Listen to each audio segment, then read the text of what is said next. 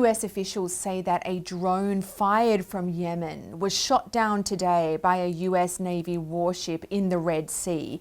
As you know, Houthi rebels in Yemen, who are backed by Iran, have vowed to attack ships in the Red Sea. Iran says that it doesn't want the Israel-Hamas war to expand, but can you understand how this might look to some as though Iran and its friends are fanning the flames of war? From the start, we really didn't want this crisis to expand. And America has said repeatedly it doesn't want the war to expand either. Despite this claim, in practice, America has been intensifying the war in Gaza by throwing its support behind Israel and by sending weapons to Israel.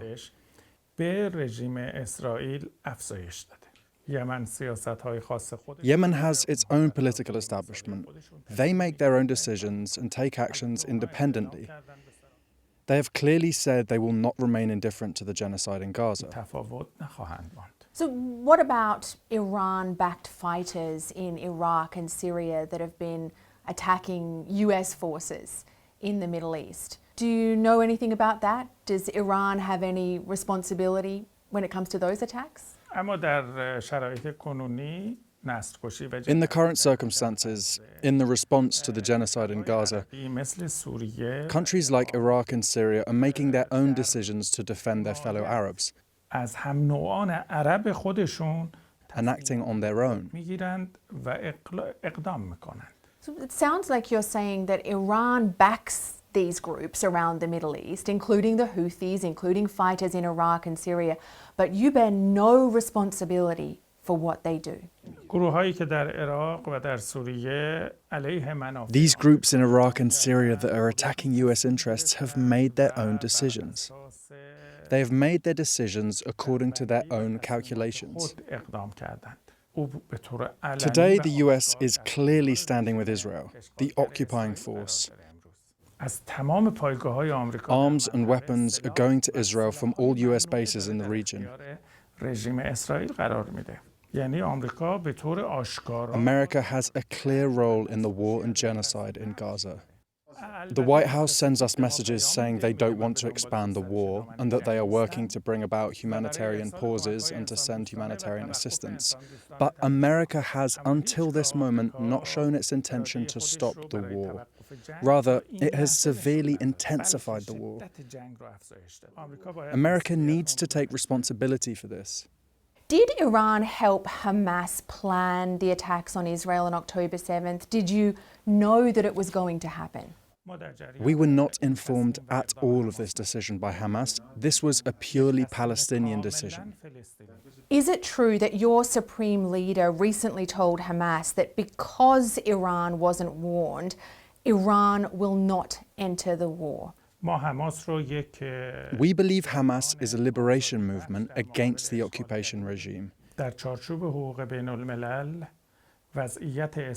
Palestine is under Israeli occupation according to international law, and special international law applies to occupied lands.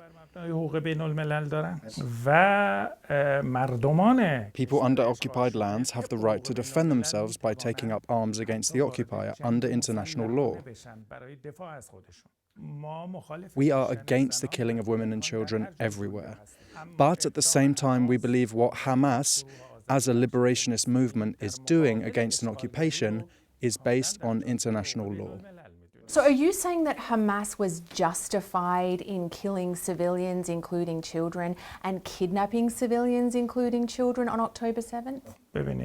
Look, as I said, we are opposed to killing women and children everywhere. But please consider this. 1,400 people were killed in occupied Palestine. Netanyahu said he will take revenge. Until now, they have killed 14,500 Palestinian civilians, including women and children, in Gaza and the West Bank. Where is the proportionality in this? I mean, it's a very simple question, Minister. Is it justified what Hamas did on October 7th?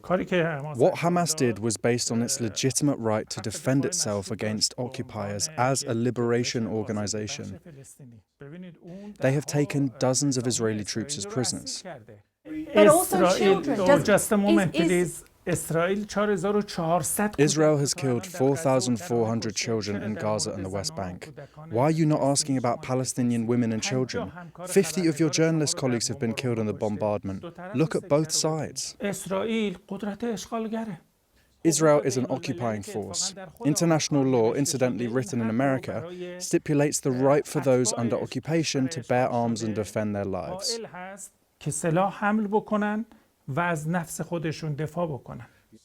Hamas went to capture military fighters. We never support the killing of women and children. It sounds like you might be saying that Hamas made a mistake by targeting civilians. You said they went in to target military personnel. Does Iran believe that Hamas may have made a mistake, strategically or morally, by targeting civilians? Hamas is using its legitimate right to defend itself. It has responded to 75 years of aggression and killing of women and children.